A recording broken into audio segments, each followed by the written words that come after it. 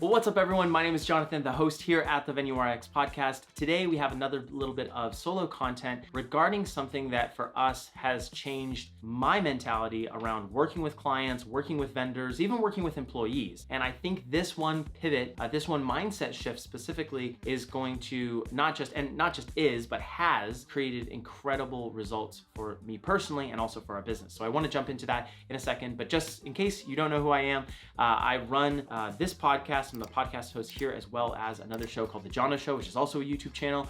And I run a company called Common Sense Events. We are a wedding and event venue management company. We do hundreds of thousands of dollars a month at each one of the venues we manage here in Southern California. And I'm making these videos because I'd like to document the journey and also give some of the best practices and some of the tips and tricks and things that we're learning as we build this company. So anyway, let's jump into it. You're listening to the Venue RX podcast. What I want to talk about today is the fact that oftentimes I find business owners, and this is me, so I'll talk from a personal perspective, I get upset when people treat me in a way that I told them that they could treat me. And you might be saying, well, duh, like, what are you talking about? For example, I've had relationships with vendors that we've hired for our company, clients that we've hired for our company, and even with the couples who get married at the properties that we manage, who have done what we have told them, who have followed the systems that we've laid out, and then we don't like the result. And what ends up happening is we complain about it. We complain about the fact that we don't like, they didn't pick up their trash in the case of, couples at different properties, that they didn't use like a professional vendor of some sort, whether that's a caterer or whether that's a planner or whatever. And so they do these things that we've allowed them to do, and then I get upset, or something breaks in the system, or there are problems, or there's cleanup that has to be done as a part of that. And this happens with clients. So these are the venues that we relate to. And this also happens with the vendors that we hire, and even with employees. So for example, with vendors, I have had vendors, in fact, most recently a vendor who we worked with running some ads for us, and I did not require him to be accountable with his numbers, with the data that we were receiving, or require him to keep timelines for us to have a steady checkpoint. And so what ended up happening was, because I didn't require that, because I didn't even communicate that, he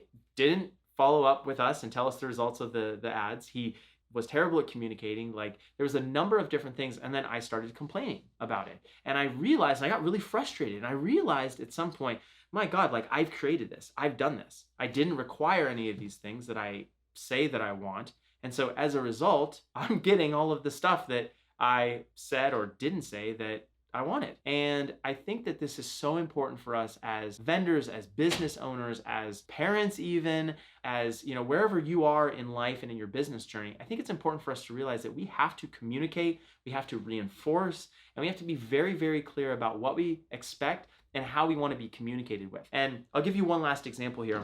We have almost 40, we have 35 employees now at the time of my recording this. I can tell you that with each one of them, as we have grown in business, we've gotten better with our communication in relating to them what we expect of them, what they can expect of us, and the type of relationship that we're going to have. And I think in the early days, I was really scared to do that. I think I was worried that people wouldn't like me. I think that, was worried that I wasn't going to get the result from people.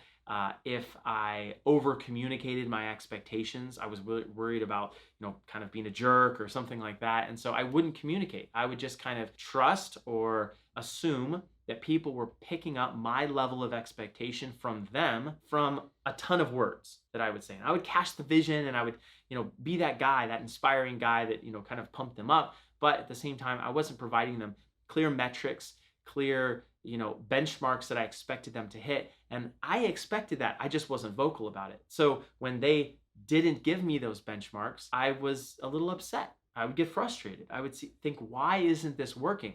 When in fact, I just hadn't done the work of defining the expectations and defining what I wanted to see from them in terms of performance, reports, tardiness or not, like all of those different things. And so if you're listening to this right now and you are waiting to put a policy in place, or waiting to put an SOP in place, or waiting to put some something in a relationship that you have, whether it's with a vendor, whether it's with a client that you're working with, whether it's, working with anyone in our industry or in your own business, I would highly recommend that the sooner that you can do that, the better. I know it feels scary, but make that effort, make that communication, write it out on a piece of paper, create a video of it, do a voice memo on your phone, basically communicate your expectations, write them down, and then give them to that other person and say, hey, look, this is what I want to see from you for us to be able to have a really good working relationship. But you have to communicate that, because if you don't, it's not their fault that they can't read your mind, right? You have to be able to communicate that so that they understand and they're able to actually give you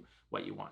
Now, the dark side of this, I will say, is if you currently have relationships where you haven't defined those things, there may be a very uncomfortable time where there is friction that's created by you now requiring this new level of accountability, essentially. And so you might go into the relationships that you do have and say, hey, Sally, I'm expecting you to do X, Y, and Z, and I'm expecting it done by this time. Can we move to end of day on this stuff instead of end of week? Hey, I expect this level of performance, accountability, et cetera, whatever it happens to be. And they might look at you like, oh my gosh, why are you such an ass?